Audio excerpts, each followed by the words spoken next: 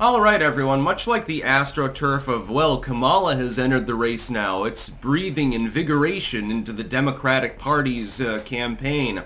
And that's an astroturf, it's literally paid for by enormous amounts of DNC money at this point and Act Blue donations and shit like that. Now they're astroturfing Tim Walz.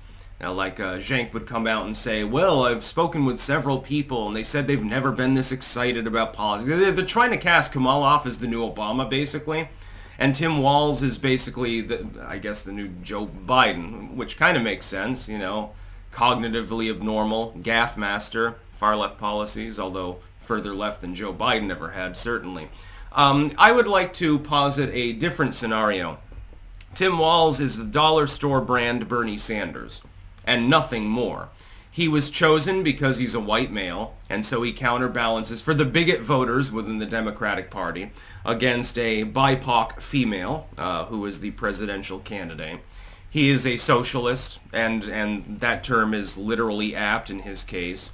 We're talking, forced unions, higher taxes, hyper-regulation, anti-gunnery, even on a level that might be beyond Kamala Harris, actually, to tell the truth. And he even has, like, the FUD picture, where he goes duck hunting. He's in the orange suit with the shotgun. He's like, well, I'm an outdoorsman. I'm a normal guy. The average boomer voter will identify with me. Well, okay, whatever. It's just political facade. It's political theater. Tim Walz is effectively a slightly younger version of Bernie Sanders with arguably even more radical views. Stefanik is not being hyperbolic when she calls this the most extreme left ticket in U.S. history. I say this as someone who was a liberal. I am not a Republican. I am not conservative. I side with the Democrats on a host of issues, by the way. When it comes to LGBTQ things, unless they're trying to pause the kids or something like that, I don't give a fuck what you do in the bedroom. Dress how you want, go out in public how you want, fuck who you want, as long as it's consenting adults, it's perfectly fine. I believe in a woman's right to choose. I don't have a problem with welfare, by the way. Taking me away from classical liberalism a bit. I believe that charity alone is not capable of compensating for those who fall through the cracks in society. Should we reorganize it and make it much more efficient and probably more scant? Yeah, you do that through a more capitalistic economy, by the way. So on that token, I guess, my Ron Paul shines through. Tim Walz is an extremist, though. Stefanik is not wrong. Trump is not wrong. He really is extreme. Look at his goddamn policies that he's imposed. Look at his voting record, etc., etc. He's basically Bernie Sanders. Unfortunately, we've been told, and I don't agree with this, but this is what the legacy media said, Kamala Harris is at an excessive risk of being, assassinated or something, because there are a lot of racists in the country. The Klan is going to come and lynch her in the White House. They'll say it's the White House for a reason, and they'll come storming in and kill everyone and stuff like that. Okay, so then Tim Walz is president. Do I want Bernie Sanders as the president of the United States? As a Vermonter, I can tell you that is not a good idea. You've got a disingenuousness too with Tim Walz. With Bernie Sanders, he actually believes his own shit. He gets high on his own supply. He's been saying the same things for a long time. He's actually a literal commie. With Tim Walz, he's a socialist, but he's not really a principled one. To the leftoids out there, you need to understand this. Most of what he's telling you is just to get you to vote for him. He's going to carry forth with a generally left-wing policy, but he's also going to temper himself in accordance with federal whims, so to speak, with the whims of the corporatists and all of the other cronyists that exist in D.C. He will be a puppet, effectively. He's been chosen because of his race and because of his gender. He's a DEI hire, ironically enough. Yes, Tim Walz is also a DEI hire. Kamala says, look, there are people in the party. Obama had to deal with them. That's why Michelle doesn't want to run for office, by the way. I'm sure she overheard him multiple times in the White House, by the way. Effectively, Tim Walz is nothing more than a counterbalance. It's like Joe Biden was a DEI hire, by the way. Just to be clear, Obama, young, black, and so therefore unique in presidential history.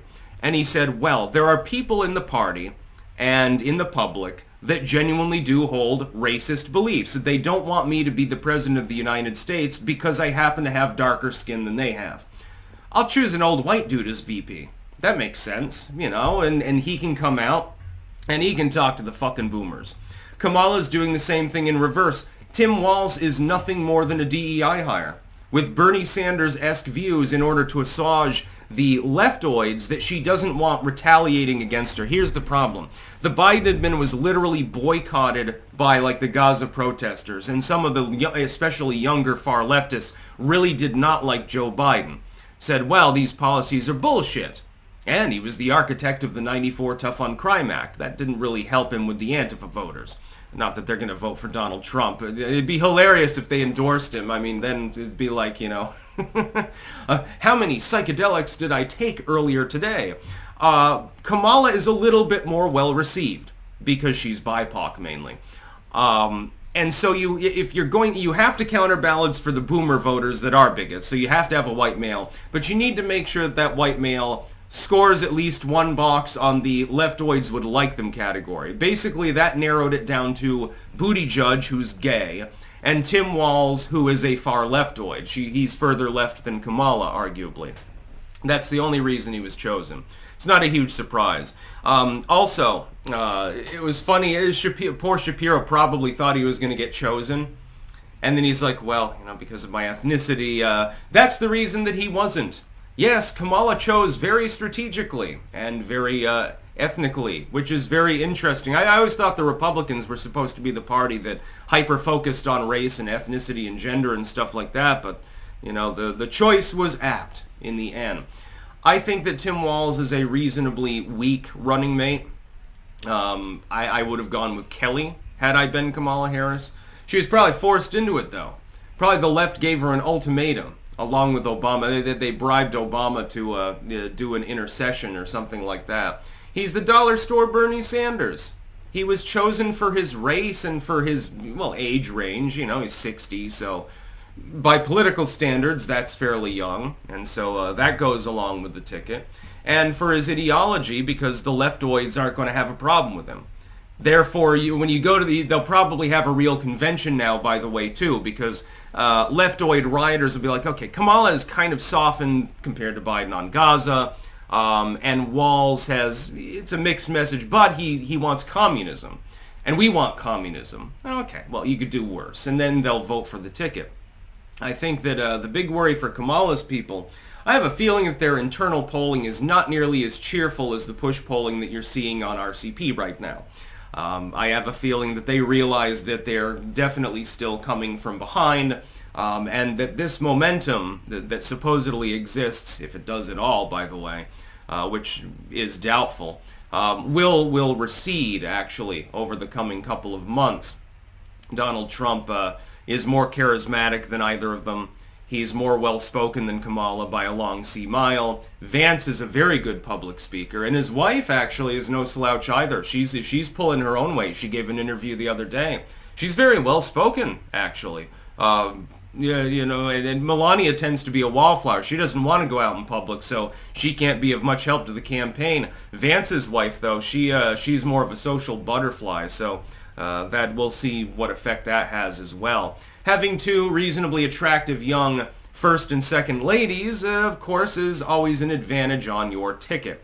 Jill Biden, meanwhile, is too busy watching Joe and giving him his prune smoothies, and it would be weird because Kamala's husband, the first man, if she gets elected, it'd be a little bit awkward for her campaign, I think, a little bit emasculating. Some voters would be turned off by that. Hate to tell you, but a lot of people do stereotyping and bigotry. That's about all. Peace out.